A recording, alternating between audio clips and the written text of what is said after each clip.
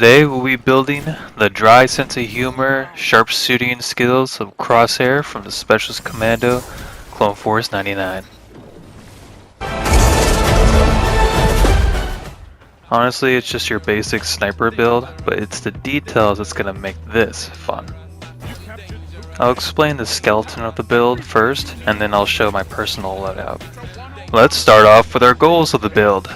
First, we need to be a team sniper. We're going to need abilities that harmonize with the character, but also benefiting the team. Maybe making it easier to damage enemies as well. Next, we need that armor to look the part and help you get back into the fight, but also keeping your mobility high. This is going to allow you to get to your vantage points and be the first one to scope in on the enemy and be able to misdirect people on one-on-ones.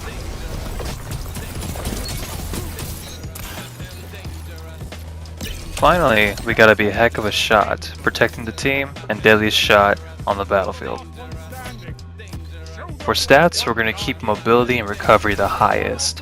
Not only are you a sharp shot, but also trained in special forces and can adapt to any situation with quickness. After that, intelligence is gonna allow you to shoot your grapple at enemies that are running away and trap multiple enemies for crowd control and chaining your damage. And for the next two, have discipline and resilience. And then last would be strength. Crosshair does not go very well toe-to-toe with hand-to-hand combat. He got his ass whooped by a Padawan, and so will you. Crosshair's subclass will be Night Stalker. Well, we choose this mainly due to the Trapper and Smoke Bomb abilities. Crosshair has used smoke bombs in a few episodes and shot cables at tanks to trap them together in the Aftermath episode. Use the bottom tree when playing with your fire team or strikes. Use the top tree for solos and for PvPs, but it's mainly doing things solo as well. That works just fine. I use triple jump because it's what I like, and I use avoid wall grenade because it's fun and it's great when it works. And also, I would do this one too, Marksman's Dodge. Very helpful. You wouldn't want to use this because you're not going to be close up to people, you're going to be further away. So this makes more sense. I'm using the Firesmith grips. Firesmith basically armor. Looks pretty legit for clone armor. Sure hell does. And don't tell me that this doesn't look exactly like Crosshair's shoulder pad. Look at that point. It's the exact same. For helmets, I go between Assassin's Cowl and then the Worm Husk. Healing, going invisible, kind of up to you. But I like this one a lot. I just got it, and I'm having a great time with it. For power weapons, I would just use this sword right here. It already does high damage to bosses and guardians with their supers on, so this is great. And it kind of gives that snake vibe with the teeth. I don't know. I would have pistols and snipers for both primary and special, just so you can switch it up every once in a while until you find what works best for you. Lately, my sniper favorites have been Frozen Orbit and Adored.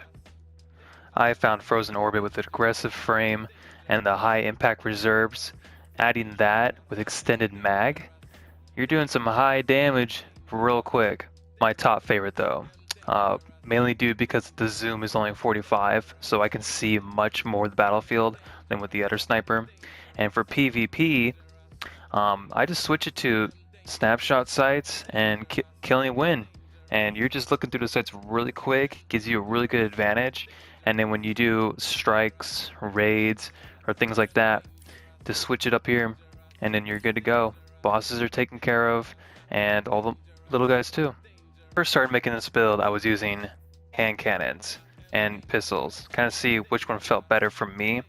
Crosshair does use a DC-17 hand blaster, and I have seen him shoot it pretty quick, faster than what I could see from a hand cannon, unless you're doing one of those exotics that has a 3 burst or automatic really fast, you know what I mean?